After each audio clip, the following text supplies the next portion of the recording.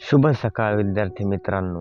तर आज हा मॉर्निंग व्हिडिओ स्पेशली एका गोष्टीसाठी बनवलेला आहे की मॉर्निंग रुटीन कशी असावी जनरली. म्हणजे काल मी एक गोष्ट शिकलो, काल माझी एक गोष्ट लक्षात आली की जो मॉर्निंगचा around let's say up to 8 or 8:30 वाजेपर्यंतचा जो वेळ असतो, तो वेळ आपण कुठल्या गोष्टीवरती खर्च करतो त्यावरती आपला दिवस डेफिनेटली इम्पॅक्ट होतो. म्हणजे आपण जर आपलं प्रोडक्टिव्ह वर्क किंवा आपली पॅशन किंवा आपला इंटरेस्ट किंवा आपले ड्रीम्ससाठी जर हा वेळ दिला, स्वतःसाठी इनडायरेक्टली सांगायचं झालं तर स्वतःसाठी जर हा वेळ दिला मॉर्निंगचा, तर डेफिनेटली खूप कमी कालावधीत आपल्या सर्व काही जेवढे आपले ड्रीम्स आहेत किंवा आपण ज्या दिशेने प्रयत्न करत आहोत ते लवकरच पूर्ण होतात खूप कमी कालावधीत. परंतु मोस्टली स्टुडंट्सचा किंवा यंगचा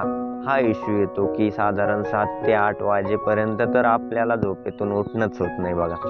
म्हणजे हा एक मोस्ट कॉमन एक आळसपणाचा जे लक्षण आहे बघा, असं म्हणता येईल. संध्याकाळी रात्री 12 किंवा 3 वाजेपर्यंत जागायचं आणि मग सकाळी उठायचं 9ला, अशी बायोलॉजिकल क्लॉक राहतं ज्याचं त्याचं असो. काही नाईट आउल्स असतात तर काही अर्ली रायझर्स असतात.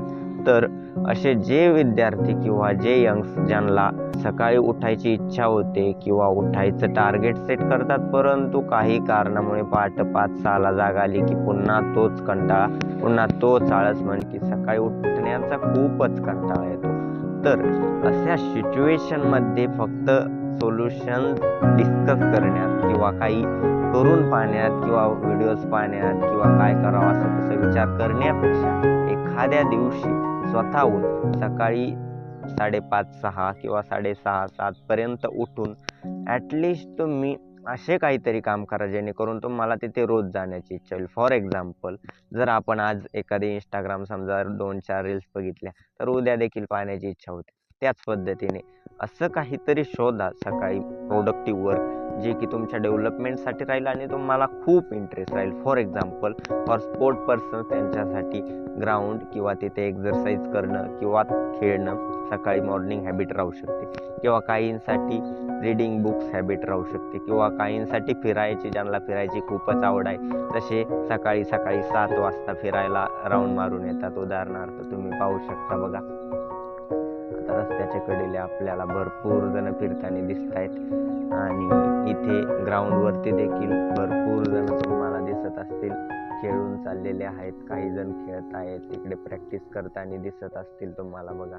तर अशा पद्धतीचे जे प्रोडक्टिव्ह वर्क्स आहेत आपल्या पॅशन्स फॉलो करण्यासाठी, आपल्या ड्रीम्ससाठी, तर असा वेळ स्वतःसाठी जर दिला तर नक्कीच सकाळच्या मॉर्निंग हॅबिट्स आपल्या स्वतःच्या लाईफमध्ये आपण मॉर्निंग टाईम सेव्ह करून मिरॅकल मॉर्निंग जर तुम्ही बुक वाचलं असेल तर नक्कीच तुमच्या लक्षात येईल तुमची मॉर्निंग देखील मिरॅकल होऊ शकतात. आणि definitely well begin is half done. Morning जर चांगली गेली तर पूर्ण दिवसभराचे शेड्यूल तुमचे ऑटोमॅटिक सुधारते. टाईम मॅनेजमेंट असो किंवा तुमचे कितीही फ्रस्ट्रेशन असलेलं वर्क असो किंवा कितीही हेक्टिक शेड्यूल असो, मॉर्निंग मध्ये तुम्हाला तेवढी एनर्जी गेन झालेली असते जेणेकरून तुम्ही दिवसभर ती सस्टेन करू शकता. तेवढा माइंडसेट डेव्हलप झालेला असतो.